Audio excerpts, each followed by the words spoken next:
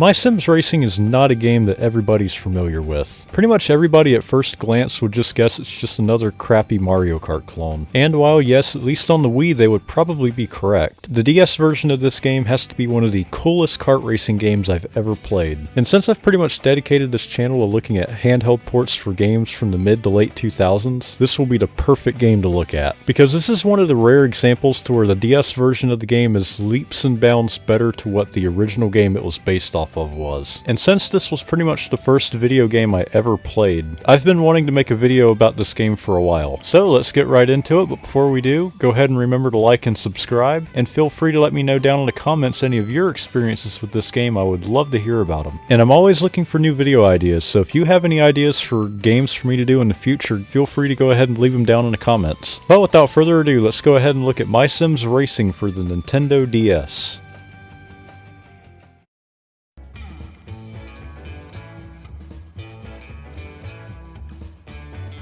It's been a little while since I've talked about the MySims franchise, but essentially what it is just more of a child-friendly version of The Sims, with just more of a story arc other than just what you do in The Sims. But I've already made a video about the original MySims games, and pretty much all of the basic things you would need to know about MySims was explained there. So after you're done watching this video, I would definitely go check that one out. From the trailers and a lot of the things I've read about this game whenever it was coming out, this game was more advertised as being a customizable kart game, other than a story-driven game. While yes, on the Wii that may be the case, even though it has a story mode, it's not really that good. On the DS, it's not really the case because it's a little bit more than just a customizable kart game. While yes, there's a bunch of customizable options in this game, a lot of it mainly revolves around what you unlock in the story. But before I get into the story aspect of this game, I think it's important to kind of talk about the development of this version of the game. Like a lot of the other games that we've seen that were ported down to like the DS or Game Boy Advance, this was outsourced to a different developer. In this case, the development company that was chosen was called Artificial Mind and Movement, which is now known as Behavior Interactive.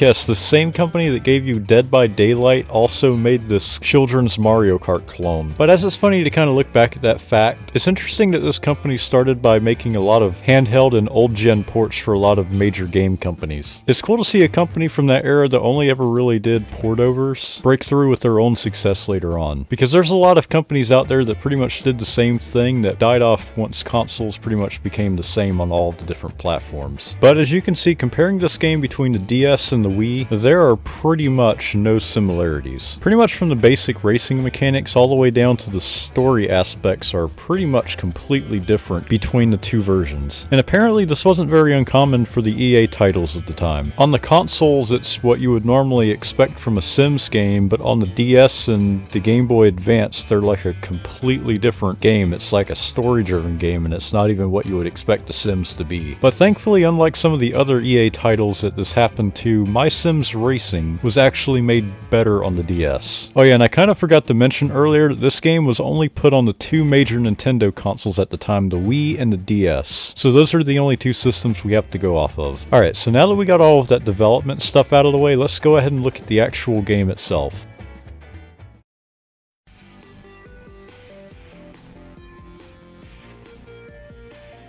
The gameplay in this is pretty similar to what you would expect from any Mario Kart clone, but the thing that really sets this game apart is its story mode. I figured since pretty much everything in this game revolves around the story mode, I'll just kind of leave out the quick race thing since that's literally just a race mode. Once you start story mode, you are immediately greeted by Sir Charles, and he'll tell you about this town called Speedville. The town of Speedville used to be a booming town, where racers from around the world used to come and race. But over time, the people of the town have lost interest in racing, and they're looking for a new sim to bring the life back into the town, and they're hoping you're the racer to do that. So yeah, this is pretty much just a similar story to the original MySims game. Well, the one on the Wii and PC anyway. But after you're done reading that, you get to meet old Gabby and his very interesting face. He takes you to a shop and explains to you that you can make upgrades at his shop if you wanted to, and then he takes you to your own house. But after that little tour of the town, old Gabby takes you to your first race, and you probably shouldn't have any problem winning it. But now's probably a good time time to explain how the racing works in this game. Especially because the game doesn't, because I guess it's already expected you to play Mario Kart in the past, so it really just doesn't explain to you how anything works. So it's pretty much what you would expect. It's 3 laps around a selected track against 5 different opponents. Pretty much all of the button mappings are the same as Mario Kart for the DS. There might be 1 or 2 differences, but I didn't play Mario Kart DS right before this, so I can't say for sure. In terms of how the karts actually handle, well, they're kind of weird. On the more basic tracks, the karts kind of seem to handle pretty good. On your more complex tracks, they kind of seem to either not turn enough or turn way too much. So pretty much you'll just be finding yourself slamming in the walls because your car wouldn't turn, or flying off the map because it overcorrected right off the map. But other than that, it's not too bad. The way drifting works is also a little bit different in this. Instead of getting a boost right after you drift, you slowly fill up this meter on the side of the screen. And what this does is that whenever you press the X button, it gives you a boost for a certain amount of time. I definitely recommend building this up over the race because of how bad the rubber banding AI is in this game. Speaking of the AI, they are, well,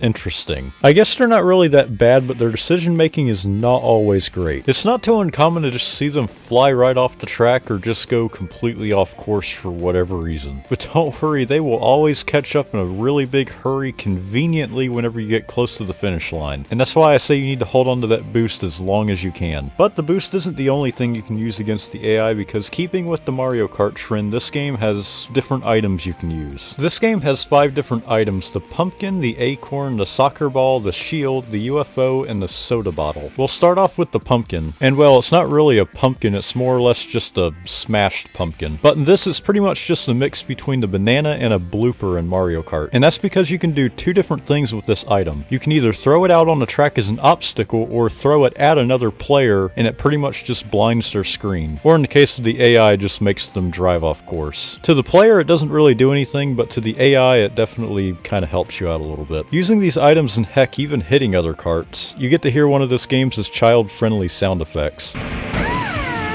But the next item we'll talk about is the soccer ball, and this is pretty much just the green or red shell from Mario Kart. And the reason why I say green or red shell, because you can throw it out and it'll bounce around, but sometimes it will also target players too, so it's kind of got both in there with it. But it's pretty useful, especially in close quarters. Just be careful though, because it's really easy to hit yourself with this. Alright, so the next item is the acorn, and I can't find any similarities to Mario Kart with this item, because all it is that whenever you throw it out, it just plants this tree here. So it's pretty much just an obstacle, and it's super annoying. And the AI are extremely accurate with this. Pretty much every time they throw it right in front of your cart. It must have some sort of homing ability, because you can throw it out and it'll do the same thing, so I guess it's just supposed to do that. Oh yeah, and I almost forgot to mention that the soccer ball, the acorn, and the pumpkin also come in a ×3 variety. So I just thought I would mention that before I moved on from those 3. The shield is exactly what you expect. It just protects you from all the other items in the game, and it adds this cool little shield around your cart, unlike the Wii version that looks really crappy. But there's not really too much more to say about the shield. It does let you drive through trees though. I've never seen a shield that just lets you walk through a tree, but in this game there is. The next item, which is not even on this game's wiki page, is the soda bottle. This, I guess you would just say, is a mushroom from Mario Kart, because it works kind of the same. It's really just a boost, but I've never really been helped by it before though. The next and the last item is the UFO, and this is pretty much just the bullet bill. You get this whenever you're in last, and it carries you to the front, but you rarely get this, so don't really expect you're actually going to get this item. The AI get it quite a bit, but the player doesn't really get it too often. And you know, I actually forgot one of the items in this game. It's actually the bubble,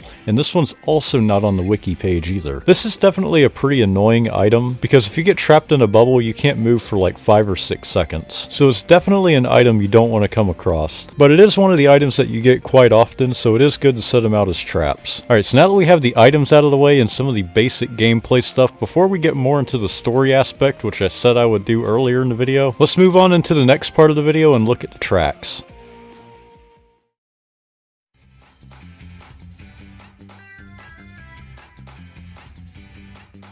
The DS version of MySims has 12 different tracks. Most of them are a lot of fun to race and they're really well designed, and some of them have some pretty good aesthetics for a DS game. So let's go ahead and look at all the tracks and see how they stack up against each other. And we'll start off with probably the first track you'll play in this game, MySims Raceway. This is the first track you'll race in this game, and it does a pretty good job as an introductory track. It's not a very complex track, but it does let you get the feel of the mechanics of the game, while still being a pretty fun track to race on. It does have this cool shortcut here, which is is kind of overpowered a little bit. But whenever you race this track in story mode, you're probably already miles ahead of your competition anyway. It's also really easy to drift here, so getting your drift meter up doesn't really take much at all. But yeah, it's a really fun and simple track to start off on. This next track, however, isn't really as good. Greenwoods Park, I would have to say, is probably the most boring track in the game. You pretty much just find yourself going straight the entire time, and there's really only one shortcut, and that's just going through this log here. I mean, there are some laid over logs out there that you can jump on, but other than that, there's nothing really to do in this track. Forest Bluffs, however, is a huge step up from Greenwoods Park. Even though it's not one of my favorite tracks, this is a really well designed track and can be a lot of fun to play, especially whenever you have an upgraded kart. But I will say, if you haven't upgraded your kart yet, this track can be kind of miserable, especially in this section here because it's really hard to get the base kart to actually turn here, so you find yourself having to let off a lot. But don't worry, the AI karts just run into the walls anyway, so it's not really that bad. This map also has a really cool shortcut that's pretty much almost half the course. You get to it pretty much at the start of a lap, and you get the choice between taking a shortcut up into the mountain or just taking the normal course. But I found it really doesn't give you that much of an advantage, but I guess you can get some items in there, and it's just a more scenic route than just going through the normal course. Oh yeah, and this is also the track with the Mount Rushmore of Sims in it, so that's also pretty cool. The next track on the list is Lighthouse Beach. And you know, at first glance you could almost call this track boring, but it is actually kind of fun. While yes, there's no cool shortcuts or anything like that, you can drift a lot here, which I am giving it some points for that because for whatever reason I really like drifting in this game. But yeah, there's really nothing else to say about this one, it's just another fun and simple track. Cruise Lane Chase is definitely an interesting concept for a track. You know, it kind of reminds me of that Mario Kart Wii track, Coconut Mall, where they had you race inside of a mall. Well, in this case, instead of a mall, they have you race in a cruise ship. And you know, I think they actually did a pretty good job on this. You start here on the beach, and you make your way towards the cruise ship, which is halfway across the map. Even though the actual cruise ship itself isn't really that interesting, it is a cool concept nonetheless. There is a shortcut or two on the beach, but you have to be careful because if you try to go to these shortcuts without a boost, you would just be going slower than what you could have been just going through the normal track. But other than that, it can be pretty useful. But yeah, this is a pretty cool track. It might not be as good as Coconut Mall and Mario Kart Wii, but it is still a cool concept nonetheless. Up next is probably my favorite track in the game, and that track's Volcano Island. This track is just all around really cool. From driving inside of this volcano to driving through an underwater tunnel, I just really love the aesthetics of this map. And not to mention that the track itself is really good. I really love the layout of this track, and they were able to make a really good track without having to make any shortcuts. And you know, I think this is the only one in the game without any sort of shortcut. Another thing is that the lava in this looks really good for a DS game. I mean, some of the effects that you see in this track you would expect to see on a 3DS. So I think it's pretty cool that they were able to get it to look this good on the normal DS. Oh yeah, I think I should also mention that on top of this jump here, there's an item box that only gives you soda bottles. I don't know why that's the case. Maybe I've just been getting lucky the entire time, but it doesn't really make any sense, but I guess it's okay though. Next up we have Fossil Fuels Mesa, which is kind of a weird name for a track, but the track itself is okay. It's definitely not one of my favorite tracks, but it is good enough to create some really good racing. The layout of this track is pretty good, and the scenery here of kind of making it like an old oil field is pretty cool too. There's also this bridge here that's pretty much just an old dinosaur fossil, and at the end of the track you go through this town. I think this town is a pretty cool addition, but the problem was that this town is just not really fun to drive through, because there's these objects here just blocking the course. Well, yes, you can drive on them and get essence and things like that. I still don't really get why they're here other than just to be an annoyance. So yeah, that kind of hurts the track a little bit, but other than that, the track's pretty good. Crystal Mines is also a pretty good track. It's nothing too special, but it can be kind of fun. While I really don't have anything to add to this track, I guess you can say it's kind of easy to fall off the track in this whole section here, but other than that, it's really just a simple track. It's not bad, but it's just nothing really that special. However, this next track is definitely my least favorite. Oasis Canyon is just not a fun track to race. And the reason why I say that is that these bridges here are super annoying. If you don't hit them just right, you'll just completely fly right off of them. I guess the other parts of this track are alright, but those bridges just kill this track for me. A little bit of a side note, but for whatever reason I kind of like the sounds that the wooden planks make in this game. I know some people would probably find those annoying, but I don't know, I just like them for some reason. But besides that, the next track we're going to look at is Polar Pursuit. Now believe it or not, I actually do kind of like this track. track, even though some of the aspects of this track are what I hated about the last one. The beginning and ending portions of this track have a normal surface, while the middle part you race on this sheet of ice. Now the ice sections pretty much have no grip, and you slide more than you would on an ice track in Mario Kart. And it's actually kind of fun, but you can slide off the track pretty easily in certain parts, so you find yourself having to slow down quite a bit so you don't just fly off the track. But other than that, this track is really good. And I think the other polar themed track, Mountain Slide, is even better than this one. This is one of the longer tracks, but it is a lot of fun and you have a lot of places you can jump off of. This track pretty much just has you racing in a mountain slide resort. So you pretty much start by going downhill and then having to go back up to the lodge thing to where you started from. So yeah, I really like this one. Now we're finally on our last track, and this track is called Space Hotel Sprint. This is pretty much this game's version of Rainbow Road, and you know, they didn't really do a bad job.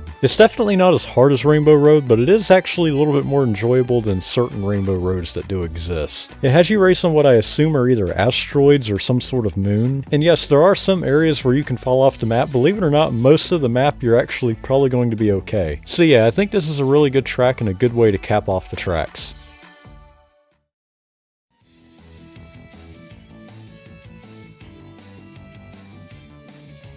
Alright, so this video is running way longer than I thought it would, but let's look at a few other aspects of the story mode that I either left out or haven't explained yet. And I think now would be a great time to mention that I completely forgot about the character creation at the beginning of the video. So let me kind of go over that for a minute. So unlike what I said in the beginning of the video, whenever you start story mode, instead of being greeted by Sir Charles immediately, you actually have to create your character first. And you know, this game actually has a pretty good character creator for a DS game. While yes, it's not too in-depth, there are a lot of options you can do. You can do things like changing facial expressions, changing the driving suit your character's wearing, and giving your character a helmet if you want to. All of the driving suits and the helmets are pretty much just preset designs, but you can change the colors on them though. And normally whatever you choose, it does end up looking pretty good. This also has you customize your car as well. You get to change what kind of car it is, what kind of wheels it has on it, what color it is, and what accessories you want on it. And as you progress further on in the story, you get to unlock blueprints that gives you the ability to upgrade your car, add accessories to it, or even give you different helmets and outfits to wear. You get these blueprints in either one of two ways. You either win certain races or do tasks for Sims. The blueprints you get from winning races usually upgrade your car, while the ones you get for fulfilling tasks are usually car accessories or certain helmets or things like that. But whenever you get these blueprints, you can't just use them right away because you have to unlock them with essence. And the way you get these essences, well, by doing tasks for Sims. You can get some essence from doing races and they come in these green present things, but normally the essence that you get from that really only helps you if you want to get like some sort of accessory for your car or some sort of outfit like that. And yes, there's several different types of essence in this game, but there's only really 3 that let you upgrade your car. But I will say, if you want to get the essence to upgrade your car, you're going to need to look for Sims that you normally race with. Now these tasks that these Sims give you aren't really that hard. Some of them are time sensitive, but most of these tasks you can do in 30 seconds and it gives you a minute, so these shouldn't be a problem. So whenever you get enough essence to go unlock the blueprint that you want, you have to go to Old Gabby's shop to unlock it. Now if you want to upgrade your car or add an accessory to it, you can stay here at Old Gabby's shop and do it from here. But if you unlock a new helmet or just want to change out your driver's seat, you have to go to your house. Another thing I'm going to mention is the star level at the top left corner of the screen. If you've been wondering what that is throughout this video, that's pretty much your progression meter. Pretty much every time you win at a certain track, the star meter will slowly go up, unlocking other tracks for you to race at, while also slowly bumping up the difficulty, which is kind of why the upgrades are important. And this goes all the way up to star level 5, which once you reach that point, you've won at all the tracks you can win at, and you can pretty much say the game is over at this point. But you can still go around and do tasks and unlock all of the blueprints that you got, but this doesn't count towards your completion. There's also these stunt courses, which I haven't talked about yet, mainly because they don't really count for anything, they're just a fun little stunt course. But one of them does have this cool little roller coaster track thing, so I thought that was pretty cool. But other than that, these stunt courses really don't do anything. But yeah, I think that's really all I have for this game. This video is way longer than what I intended it on being. It was only supposed to be like an 8 or 9 minute video, but it's like 17 or 18 now. It might even be 20 minutes. I don't know what it will be whenever I finally put this thing together. But yeah, I thank you guys for watching this video. This channel's growth has been amazing, and I intend on making a lot more videos like this in the future, so go ahead and stay tuned. But if you like this video, please leave a like, and if you want more content like it, please subscribe. See you guys in the next one.